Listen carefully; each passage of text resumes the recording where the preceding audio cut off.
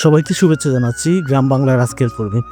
আজ আমরা আছি মৌলভীবাজার জেলার সবচেয়ে বৃহৎ এবং সবচেয়ে বড় ফার্নিচারের বাজার রবির বাজারে। রবির বাজার হচ্ছে প্রীতিমপাশা ইউনিয়নে অবস্থিত। আশপাশের প্রায় 6টি ইউনিয়নের মানুষজন এই বাজারে ফার্নিচার ব্যবসার সাথে জড়িত। প্রতিদিন আশপাশের গ্রাম থেকে প্রায় 10,000-এর মতো মানুষ রবির বাজারে আসে ফার্নিচারের কাজের জন্য।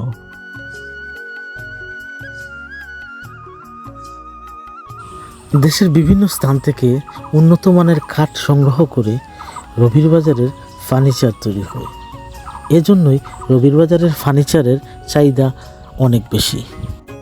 উন্নত মানের কাঠ দ্বারা ফার্নিচার তৈরি হওয়ার কারণে বাংলাদেশের বিভিন্ন স্থান থেকে মানুষজন এই রবির বাজারেই ফার্নিচার কিনতে আসে। প্রায় 50টারও অধিক ফার্নিচারের শোরুম আছে রবির বাজারে। এত বেশি ফার্নিচারের শোরুম যা বাংলাদেশের কোনো জেলা পর্যায়েও আছে বলে আমার জানা নেই। গরিব কিংবা বড় লোক কেউ এসে খালি হাতে ফিরতে হয় না রবির বাজার থেকে।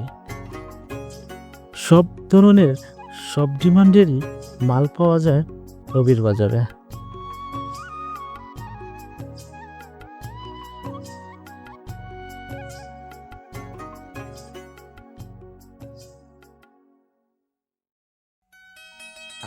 আধুনিক সব মেশিন দ্বারা কাটা হয় ফুলের উপর সুন্দর সুন্দর নকশা।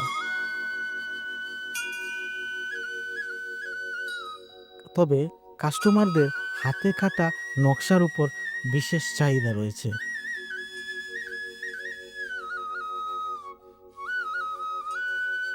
কাস্টমারদের হাতে কাটা নকশার উপর চাহিদা থাকার কারণে নকশা মিস্ত্রিদের ডিমান্ড অনেক বেশি।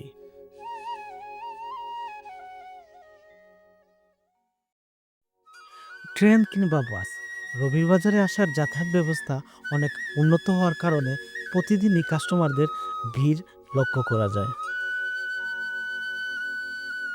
কাঠ মিস্ত্রি ও নকশা মিস্ত্রির কথা তো অনেক বললাম, কিন্তু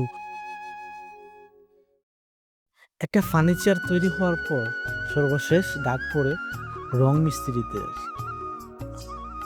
রং মিস্ত্রিরা তাদের তুলিতে সুন্দর করে সাজিয়ে তোলেন ফার্নিচারকে, যা কাস্টমারদের চোখে আগুন লাগিয়ে দেয়।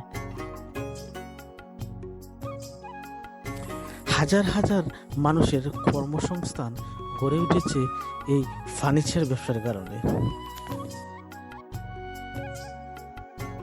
আশপাশে পাহাড়ি অঞ্চল থাকার কারণে এখানকার ব্যবসায়ীদের পড়তে হয় ফরেস্ট আইনের মহাবিপদে।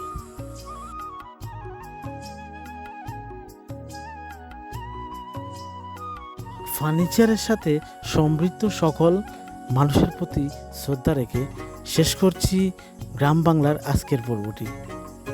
ভালো থাকুন, সুস্থ থাকুন এবং আমাদের পেজটি ফলো করুন। ধন্যবাদ সবাইকে। আসসালামু আলাইকুম।